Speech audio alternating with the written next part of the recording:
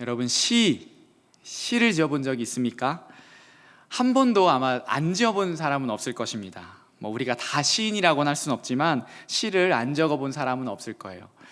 초등학교 때 그죠? 숙제로도 방학 숙제로도 100일장도 나가보고 했겠죠.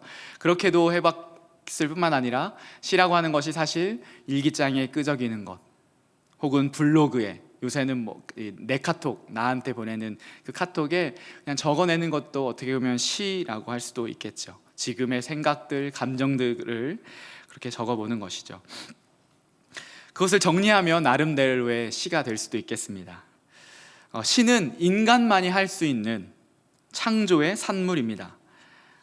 벌의 날개짓, 돌고래의 노래 등 동물도 그들의 소리와 행동으로 의사를 표현하지만 언어와 기록 문화를 가지고 있는 인간만이 시를 지어보고 또 나눠보고 읊어볼 수 있는 것이죠.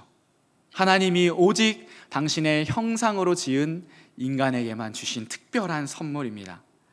그렇기에 성경 안에서도 사실 곳곳에 시가 들어 있습니다.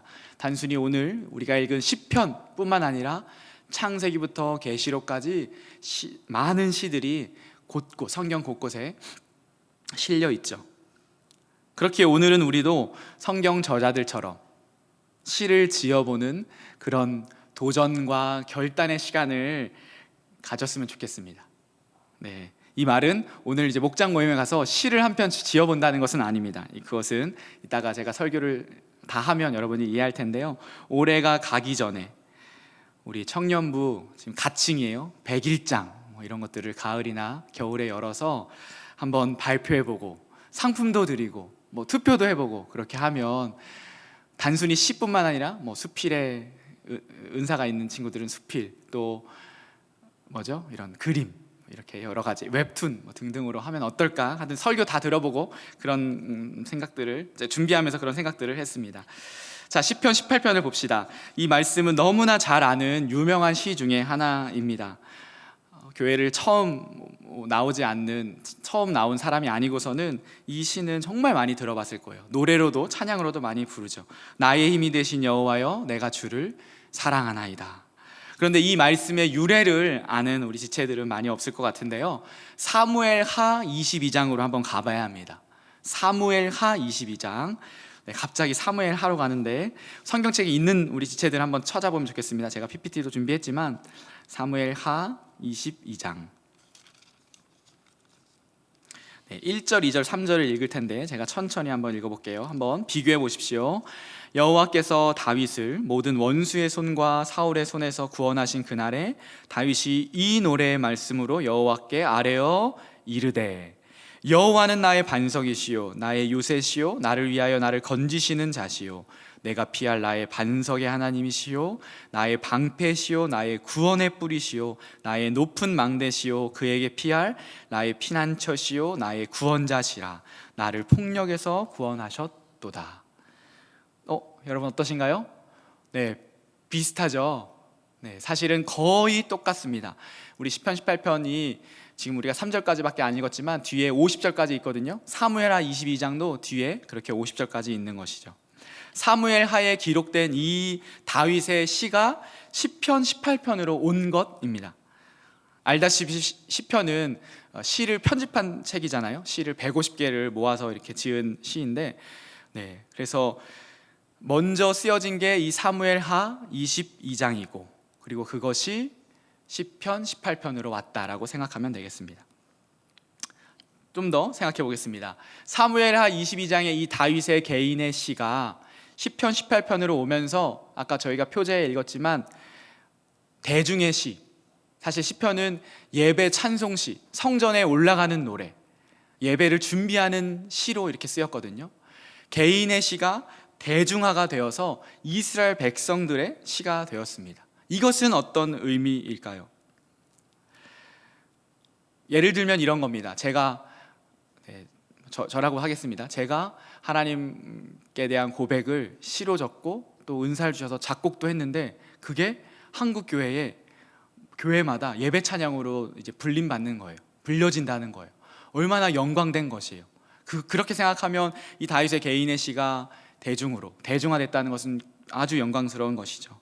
그래서 여러분 생각할 때 다윗이 왕이었으니까 그렇게 생각할 수도 있지, 왕이 지은 시니까 그렇게 백성들에게 불려줄 수 있지라고 생각할 수도 있지만, 그것보다는 어떤 것이 더 합당한 추론이냐면 다윗이 한 그 고백이 이스라엘 백성들 한 명 한 명에게 은혜가 되고 공감이 되고 감동이 되었기 때문에 그것이 시편 18편이라고 하는 또 다른 성경에 다시 기록되어 있다라고 하는 것으로 우리가 봐야 하겠습니다.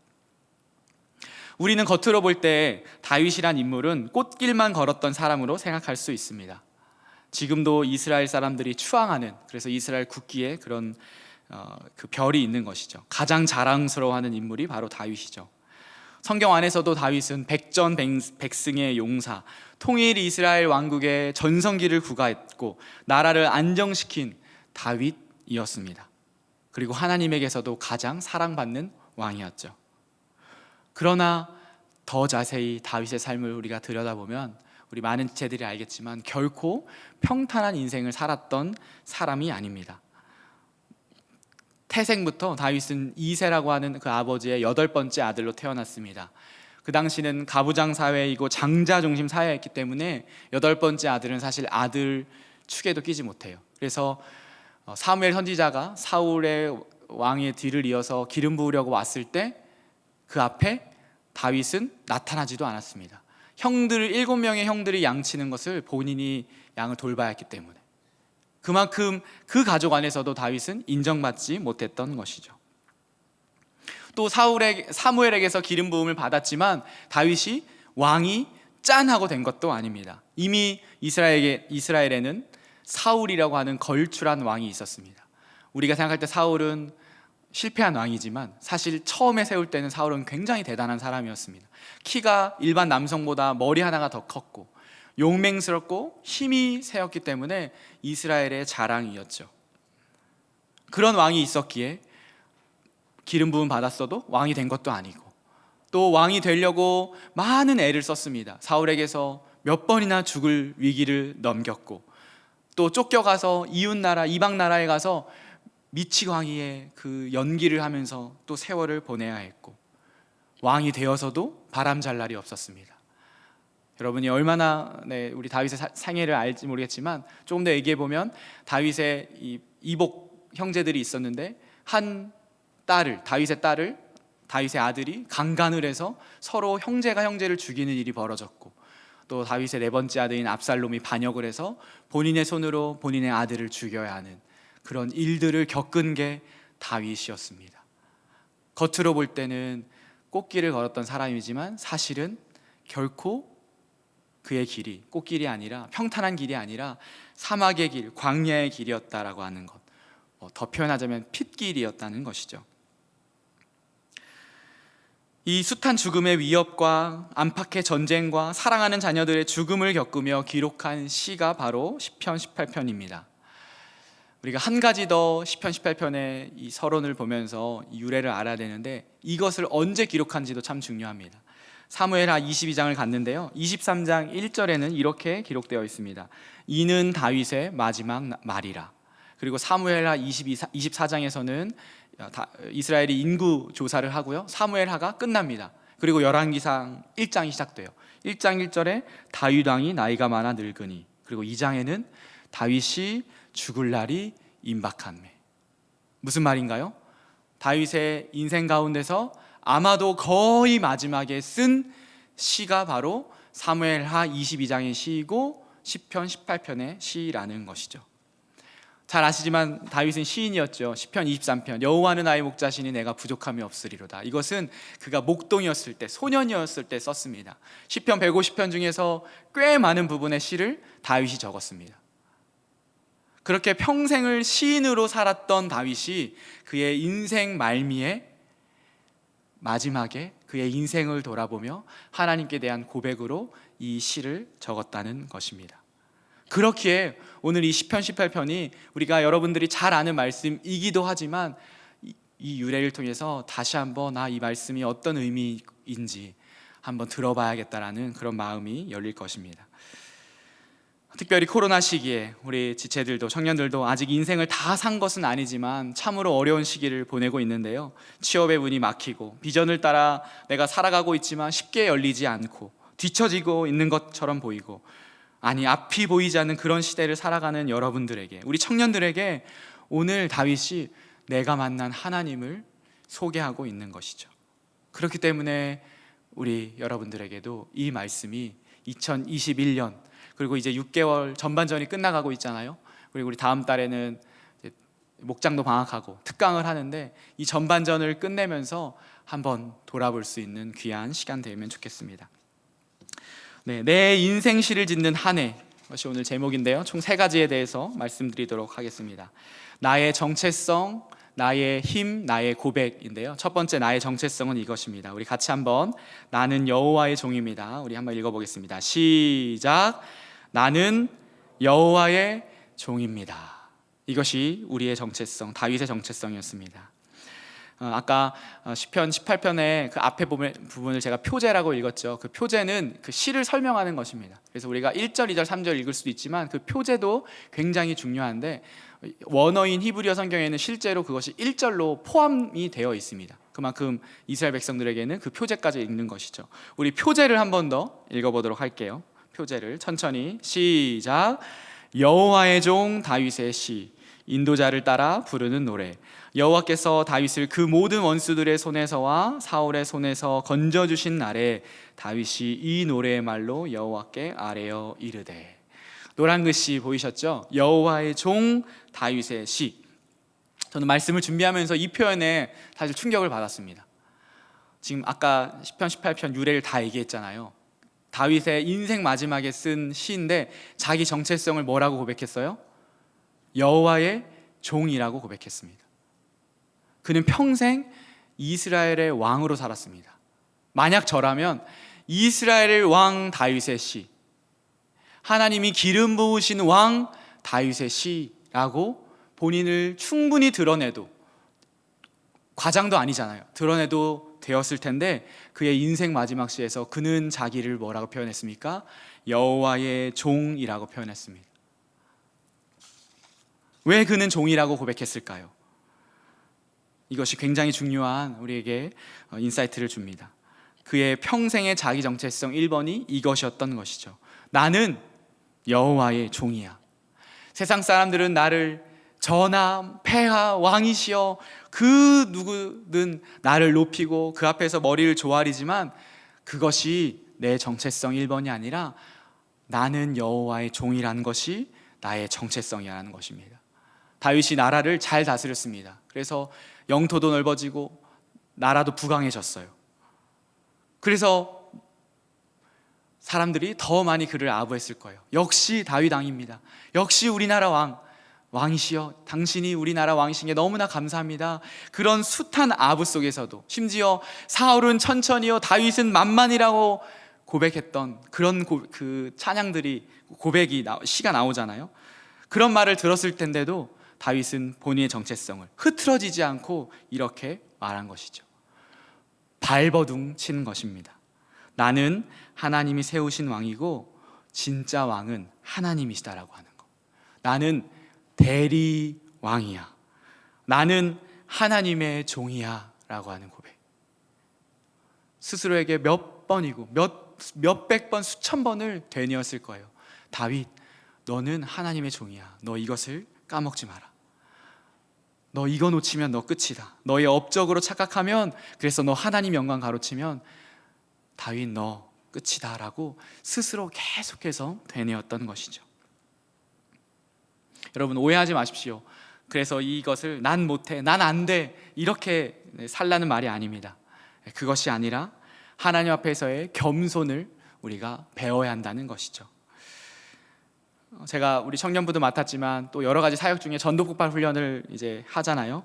그래서 전도폭발 훈련 안에서 복음 제시를 한 조가 우리 그 훈련생들 앞에서 공개 보고, 전도 보고라는 표현을 쓰는데 그렇게 보고하는 내용이 있습니다. 그래서 내가 이런 사람을 만났고 이런 사람에게 여기부터 여기 부분까지 전했고 그렇게 해서 하나님께 주신 은혜는 무엇이다 이렇게 쭉 얘기한 다음에 항상 마지막에 하는 고백이 있습니다. 이 모든 영광을 하나님께 올려드립니다 라고 얘기해요. 모든 조가 다 똑같이 그렇게 고백합니다.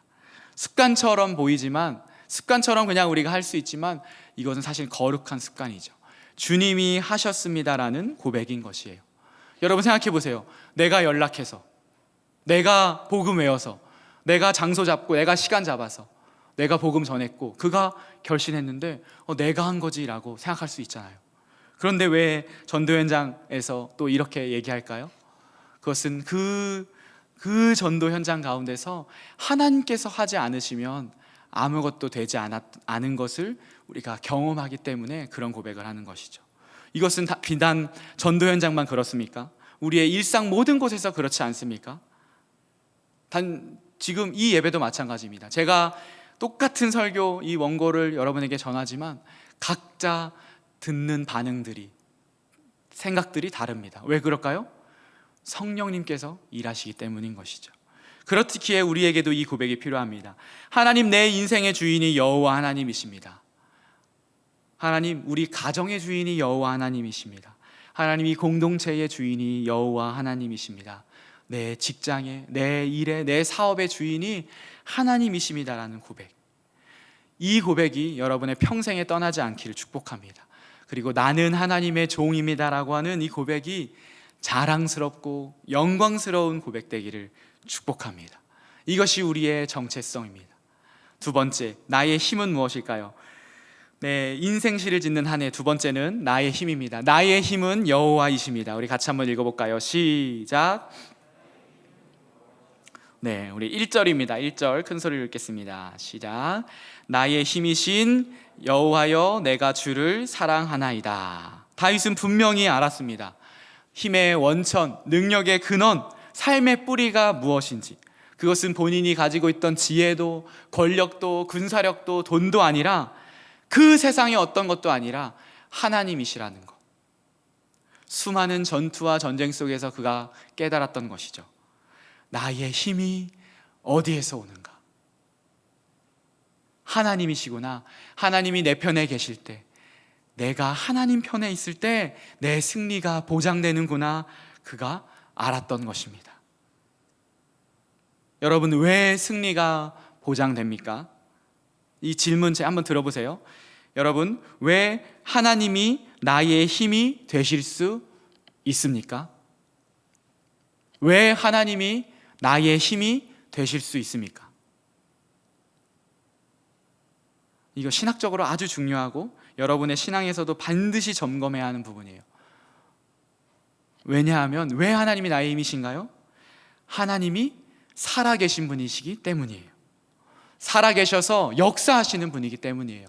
이 우주 만물을 창조하시고 그저 멀뚱멀뚱 우주 저 멀리 어디에서 팔짱 끼고 그저 바라보는 분이 아니라 나보다 나를 더 잘 아셔서 내 머리털까지 세신받으신 그분이 하나님의 때에 우리의 삶을 개입하시고 주관하시고 역사하셔서 가장 좋은 곳으로, 가장 선한 곳으로 인도하신다고 하는 것, 그것이 하나님이 나의 힘이 되실 수 있는 이유입니다. 하나님이 살아 계시기 때문에. 이것을 경험한 다윗의 단순 명료하지만 위대한 고백인 것이죠. 당신의 삶 속에도 이런 고백이 있습니까? 나의 힘은 여호와 하나님이십니다. 그 말은 무엇입니까? 세상의 다른 어떤 것도 나의 힘이 되지 않습니다. 세상은 돈이, 집안 배경이, 외모가, 학력이 또 등등이 힘이라고 말하지만 나는 그 길에서 돌아서겠습니다. 세상 방식과 세상 소리에 귀 기울이지 않겠습니다. 제가 설교한 적 있죠. 우상숭배가 뭐라고 했죠? 세상 방식과 가치관에 그대로 순응하는 것이라고 했잖아요. 그렇기에 그 길을 가지 않고 우상숭배의 길에서 벗어나서 하나님이 나의 힘이시라는 이 신앙으로 살겠다고 결연하게 살아가는 것, 그것이 이 시대의 다윗으로, 그리스도인 청년으로 살아가는 것이죠. 여러분, 예배당 올라오면서 7월 그 특강 혹시 포스터 보셨습니까? 이따 광고 시간에 또 자세하게 하겠지만 이제 다 다음 주 7월 첫 주부터 우리 한 달 동안 특강을 가질 것인데요. 네, 주제 제목이 뭔지 보셨어요? 열정 있는 청년으로 살자입니다. 어떤 열정일까요? 다른 길을 가는 열정, 세상의 길이 아닌 하나님의 길을 걸어가는 열정. 다 그렇게 사는 거야 라고 말하는 그 세상 속에서 일어나서 돌아서서 다 그렇게 사는 것이 아니라 다르게 사는 거야 라고 말하고 하는 열정. 그런 여러분이 되시기를, 그리고 7월을 기대했으면 좋겠습니다. 인생시를 짓는 한 해. 첫 번째는 나의 정체성, 나는 하나님의 종입니다. 두 번째는요, 나의 힘, 나의 힘은 여호와 하나님이십니다 입니다. 그리고 마지막은 나의 고백인데요, 나의 고백은 이것입니다. 여호와는 나의 땡땡입니다 입니다. 땡땡이라는 말도 써서 같이 읽어보겠습니다. 시작. 나의 땡땡입니다. 이건 블랭크의 빈칸. 이 빈칸 이제 누가 채워야 될까요? 내가 채워야 하는 것이죠. 다윗이 고백했던 것처럼 나도 내 하나님을 채우라는 말입니다. 우리 2절입니다. 총 8번의 고백이 나옵니다. 천천히 한번 읽어보겠습니다. 시작. 여호와는 나의 반석이시요 나의 요새시요 나를 건지시는 이시요 나의 하나님이시요 내가 그 안에 피할 나의 바위시요 나의 방패시요 나의 구원의 뿌리시요 나의 산성이시로다. 여기에서 이 8가지 표현에서 우리가 2가지 특징을 알 수 있습니다. 첫 번째, 다 전쟁 용어예요. 그 말은 무엇이에요? 다윗이 평생을 어디에서 살았다? 전장 가운데 살았던 것을 알 수 있는 거죠. 반석, 요새, 방패, 바위, 얼마나 험난한 삶을 살았던 것인지를 우리가 알 수 있는 것이죠. 또 다른 특징은 뭐냐면요, 아까 제가 인생 말미에 적었다고 했는데 그 인생 말미에서 그저 밤에 잠이 안 와서 끄적이다가 적은 시가 아닌 거예요. 무슨 말이냐, 하나하나 그 8번의 그 고백이 본인의 그 인생 파노라마에서 하나하나 다 기억나는, 생각나는 인생시라는 거예요. 인생 전체를 돌아보면서 다 끄집어낼 수 있는 하나님과의 고백이고 경험이었다는 것이죠. 예를 들면 이런 것입니다. 블레셋과의 그 어려운 전투에서 하나님은 나의 요새셨어. 내가 그 아들을 죽여야 하는, 반역한 아들을 죽여야 하는 그 상황 가운데 아무도 나를 인정하지 않고 외롭고 그 고독한 순간에서 하나님은 나의 구원이셨어. 나의 산성이셨어. 그렇게 본인의 그 인생의 가장 어려운 순간순간마다 만난 하나님에 대한 고백이라는 말입니다. 그래서 제가 오늘 제목에도 인생시라고 적은 것입니다. 그렇게 오늘 목장 모임 때 우리가 시를 적는 게 아니에요. 이해하셨죠? 그저 잠깐 10분, 20분 모여서 시를 적어봅시다가 아니라, 다시 말씀드리지만 가을, 겨울에 정말 그 일정을 딱 정하고 그 다음에 여러분들이 코로나 기간 가운데 지금 1년 6개월 동안 여러분의 청년의 때에 지금까지 인생을 돌아보면서 하나님은 나에게 어떤 분이셨는지 한번 생각해보고 묵상해보고 적어보는 시간이면 좋겠다는 것이죠. 생각나는 한 분의 하나님 고백이 있습니다. 이것이 마지막 예화인데요. 근데 제가 2018년도에 인턴 사역자로 이제 우리 영안교회에 왔고, 인턴 사역자를 1년 동안 있으면서 이렇게 사역을 한 건 아니고 우리 교회 모든 목장 교회 훈련 사역에 다 들어가서 평신도처럼 성도로 이렇게 있었습니다. 목장 교회에도 들어갔었어요. 그래서 어른 목장 교회에도 들어가서 1년 동안 목원으로서 이제 있었는데, 우리가 새생명 축제를 할 때 그 담임 목사님 설교 전에 한 10분 정도 다큐멘터리를 항상 만들잖아요. 그래서 2018년도 다큐멘터리 주인공이 제가 소속되어 있던 목장교회의 집사님 성도 부부였어요. 그래서 그분을 이제 인터뷰를 한 2, 3주를 따라다니면서 해야 되는데, 이제 그 한 부분을 이제 저에게, 인턴 사역자였는데도 불구하고 저에게 이제 목사님들이 맡기셔서 제가 이제 하게 되었습니다. 뭐 조금 더 설명을 하자면, 그 여자분이 먼저 이전 새세명 축제 때 전도가 돼서 잃어버린 그 탕자의 비유를 들으면서 하나님 아버지를 만나셨고, 그의 인생이 바뀌어서 남편이 전도되고 그의 시부모님이 전도되고 시부모님의 동생 가족이 전도가 되는 1년 안에 많은 사실 역사들이 있었거든요. 그래서 이제 선정이 돼서 그렇게 그 인터뷰를 하게 되었는데, 그 남자 형제님을 제가 인터뷰하게 되었습니다. 그 남자 형제님은 온 지 얼마 안 된 정말 생짜배기 중에 생짜배기였습니다. 한 번도 교회를 가보지 않은 분이었어요. 그런데도 그 은혜 가운데 있었던 것이죠. 그래서 마지막 우리 영안교회 공식 질문이 뭐냐면, 그 인터뷰에서 당신에게 그죠? 하나님은 어떤 분이십니까? 였어요. 그래서 여기 요 바로 아래에서 제가 인터뷰를 했었는데 그 성도님이, 그 형제님이 뭐 어떻게 고백했냐면 곰곰이 생각하시다가 이렇게 고백했어요. 하나님은 나에게 등대 같으세요 라고 얘기했어요.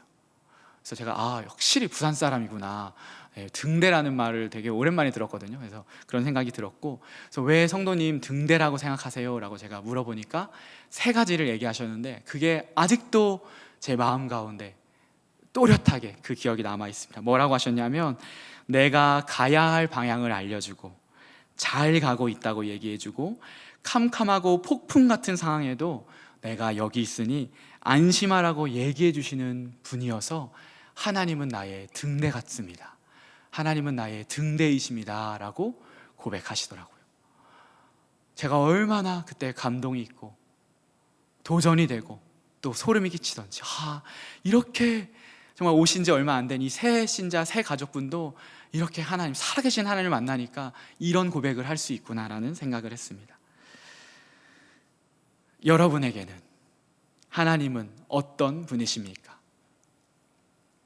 여러분, 이 시기를 지나는 것, 이 코로나 시기, 이 청년의 시기를 지나는 것이 쉽지가 않은 것 알고 있습니다. 안다라고 하면 그것도 좀 죄송스러운 표현이고, 제가 뭐 다 공감할 수는 없지만 저도 5년 전, 10년 전에 그 삶을 살았으니까 제 때보다 더 어려운 시기를 지나고 있는 것을 보고 있어서 참 마음을 다해서 도와주고 싶지만 그것도 쉽지가 않은 것이죠. 그러나 분명한 것이 있습니다. 그것은 무엇이냐? 하나님이 살아계시다는 것이죠. 그렇기에 하나님이 우리의 힘이라고 하는 것, 그렇기에 하나님이 나의 주님이시고 나의 아버지시라는 것, 그렇기에 반드시 나 역시, 여러분 역시 하나님은 나의 땡땡입니다를 채울 수 있다라고 하는 것입니다. 왜요? 하나님은 살아계셔서 역사하는 분이시고 나의 하나님이시기 때문입니다. 3절입니다. 3절. 내가 찬송받으실 여호와께 아뢰리니 내 원수들에게서 구원을 얻으리로다. 이것은 온통 미래형 동사로만 적혀 있습니다. 다윗의 확신에 찬 고백이죠. 왜요? 하나님이 지금까지 지켜주셨어. 그리고 지금도 나와 함께 하셔. 그렇기 때문에 어떤 상황 가운데서도 내 원수들이, 어떤 원수들이 온다고 하더라도 나는 구원을 얻을 거야 라고 하는 이 확신의 고백을 한 것입니다. 내 미래가 그러니까 어떻겠습니까? 시편 23편의 고백처럼 내 원수의 목전에서 나에게 상을 베푸실 거야 라고 하는 그 고백이 괜히 나온 것이 아니에요. 살아계신 하나님을 계속해서 경험해왔던 그였기 때문입니다. 이것이 다윗의 하나님이었고 우리의 하나님이십니다. 여러분을 움츠러들게 하는 많은 세상의 잣대와 소리에 자기를 재단하지 말고, 너는 내 아들이다, 너는 내 딸이다, 너는 내 백성이다, 너는 내 것이다 말씀하시고 안아주시고 위로하시고 힘주시는 우리 하나님, 그분의 소리와 그분의 기준에 맞추어서 세상을 당당하게 살아가는, 그래서 내 인생시를 지어보는 여러분 되시기를 예수 그리스도의 이름으로 축복합니다. 아멘. 우리 함께 찬양하겠습니다.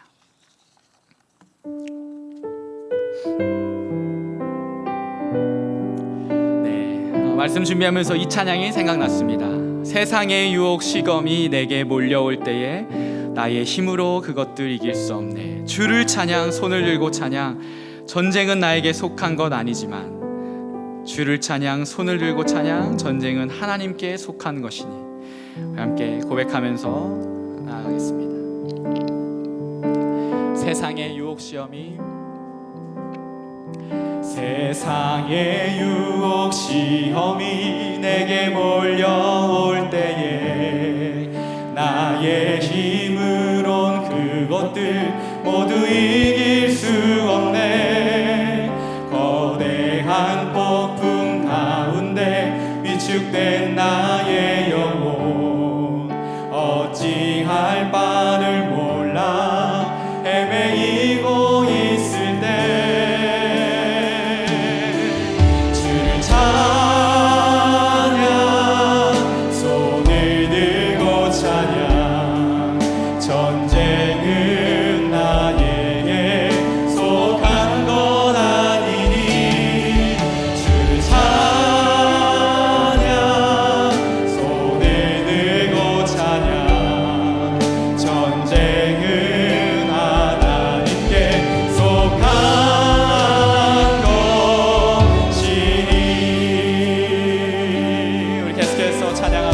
거짓과 속임수로 가득 찬 세상 어디로 갈지 몰라 머뭇거리고 있네. 공중의 권세 잡은 자 지금도 우리들을 실패와 절망으로 넘어뜨려. 우리 눈을 들어서 고백합니다. 주위를 둘러보면 아무도 믿음의 눈을 들면 보이는 분 계시네. 지금도 내 안에서 역사하 사망과 어둠의 권세 물리치신 예수님.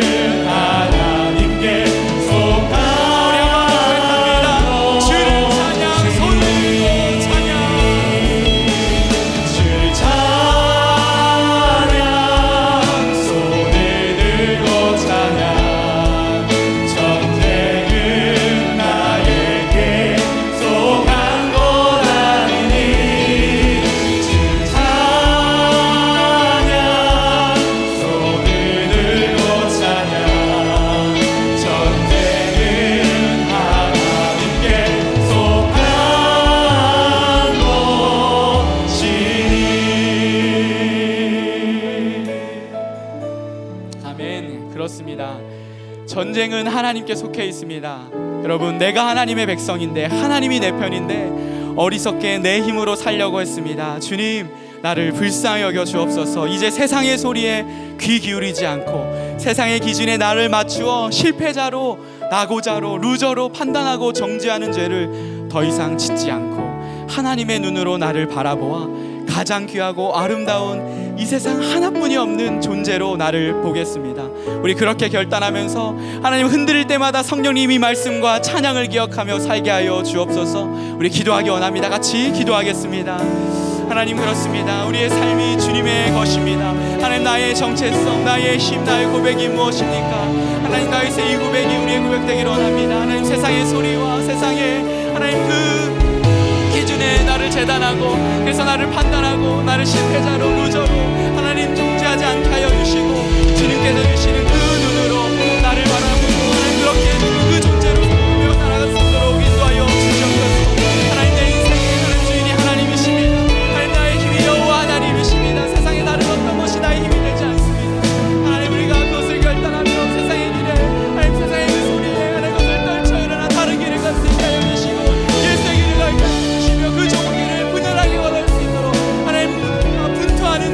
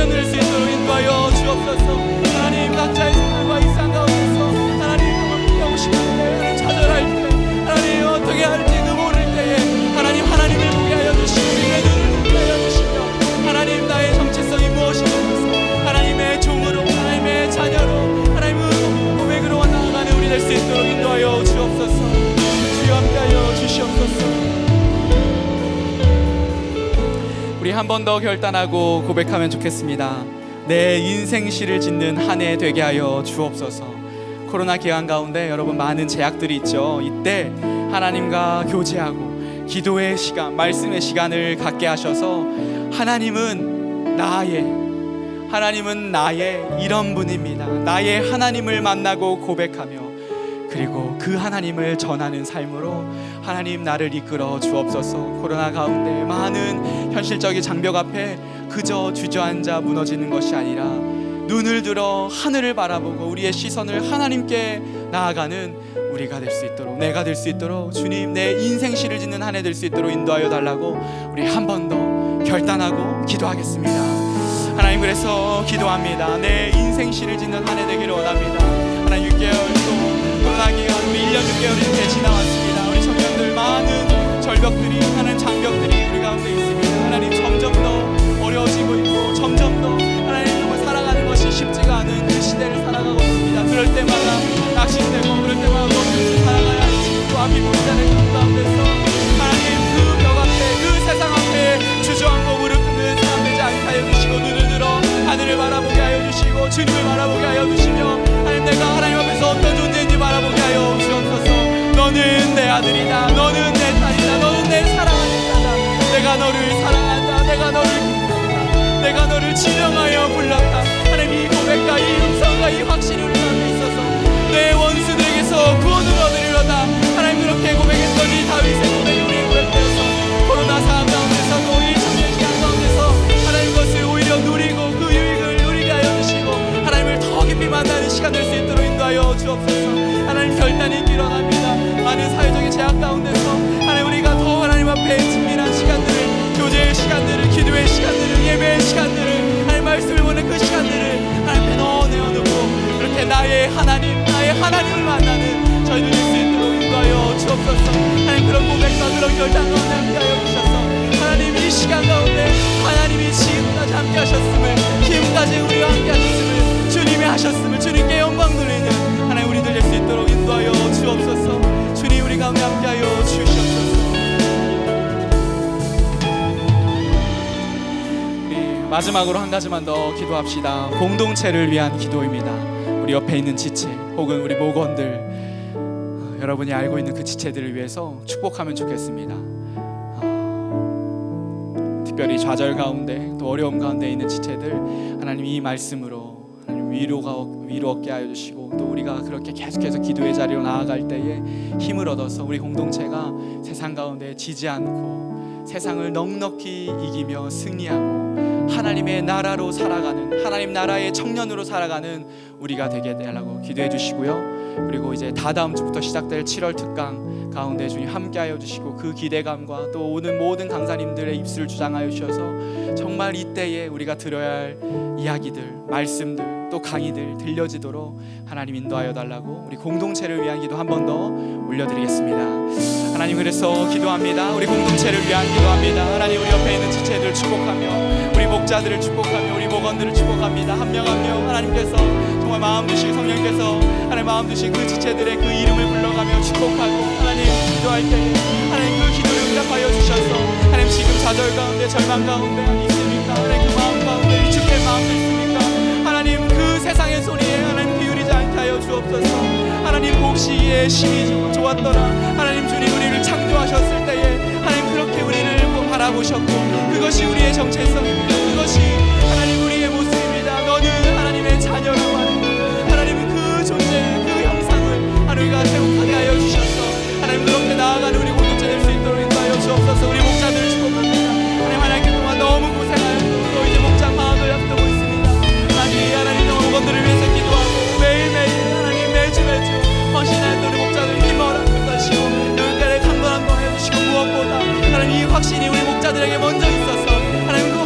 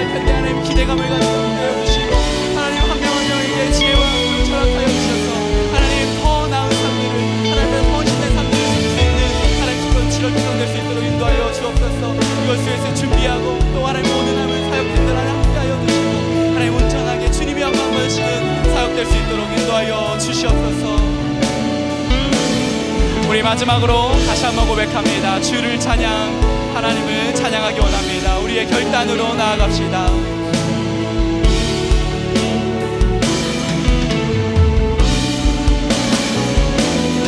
주를 찬양, 손을 들고 찬양. 주를 찬양,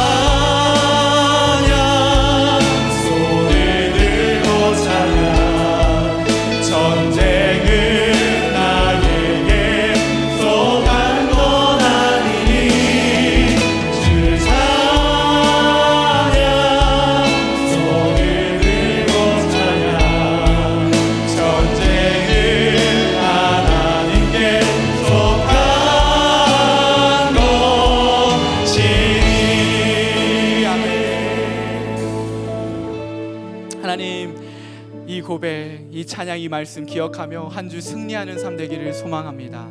하나님, 세상의 소리에, 세상의 가치관에 나를 재단하지 않게 하여 주시고, 하나님의 말씀과 하나님의 눈으로 나를 보고, 상대방을 보고, 이 사회를 보고 그렇게 살아가는 우리 되도록 인도하여 주시옵소서.